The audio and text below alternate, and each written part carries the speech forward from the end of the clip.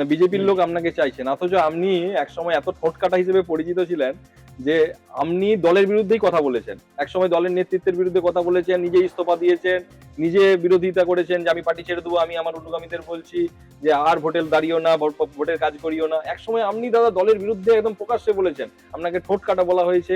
একসময় আপনার জেলা সভাপতি এখানকার, তার সঙ্গে আপনার দূরত্ব বজায় হয়ে গেছে, প্রার্থী পছন্দ হয়নি, আপনি এড়িয়ে গেছেন। এই ঘটনা দাদা আমরা দেখেছি। সেই দুধ কুমার মন্ডল আবার বলছেন এই বিজেপি নেতারাই আবার আপনাকে চাইছে, বিজেপি দলই আপনাকে চাইছে।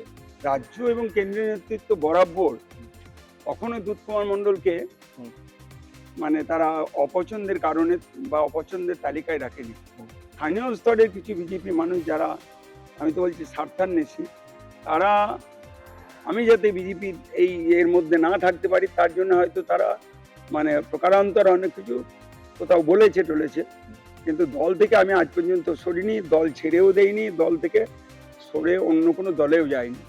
এটা দুধ কুমার মণ্ডল ছাড়া এটা একটা ব্যতিক্রমী মানুষ, যে কোনো দল করতে করতে করতে বিজেপিতে আসেনি, আবার এই দল করে একবার তৃণমূলে যাওয়া, একবার কংগ্রেসে যাওয়া, একবার সিপিএম যাওয়া, আবার দলে ব্যাক করা। ওই আমাদের জেলাতেই আছে কোনো এক চ্যাটার্জি মাটার্জি আর কেউ আছে যারা করেছে, কিন্তু দুধ কুমার মণ্ডল স্টিল নাও আজ পর্যন্ত দলের সঙ্গেই আছে, এবং সেটা দল বুঝেছে বলে এই বিধানসভায় অনেক দাবিদার, তাদের মধ্যে সব থেকে পছন্দের দাবিদারের তালিকা দুধ কুমার মণ্ডলকে রেখেছে। চ্যাটার্জি কি আপনার দলের চ্যাটার্জি বলছেন? যাক, আমি আর ভেঙে যাচ্ছি না, কেউ করেছে, বিজেপি করতে করতে তৃণমূলে গেছে, তৃণমূল করতে করতে আবার বিজেপির সঙ্গে এসছে, যে ঘরের ছেলে ঘরে ফিরেছে, এটা আনন্দের কথা। কিন্তু কোনো এক সময় ভুল বোঝাবুঝির জন্য আমার সঙ্গে দলের মতানৈক্য হয়েছে, একটু দূরত্ব বেড়েছে, কিন্তু দল ছেড়ে যায়নি। অনেকেই গেছে দল ছেড়ে, কিংবা আবার অনেকে অন্য দল থেকে এসে দলের মুখ্য জায়গায় তারা ঢুকে পড়েছে, কিন্তু দুধ কুমার মণ্ডল তার আদর্শ, তার যে চিন্তাধারা, সেখান থেকে আজ পর্যন্ত এতটুকু নড়েনি।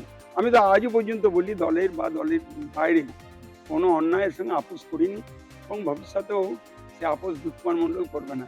যা অন্যায় বলে মনে করব, এবং যেখানে এটাই শ্যামাপ্রসাদের আদর্শ, অন্যায়ের প্রতিবাদ করো, প্রতিরোধ করো এবং প্রতিশোধ নাও, তার জন্য দুধ কুমার মণ্ডল আজও প্রস্তুত।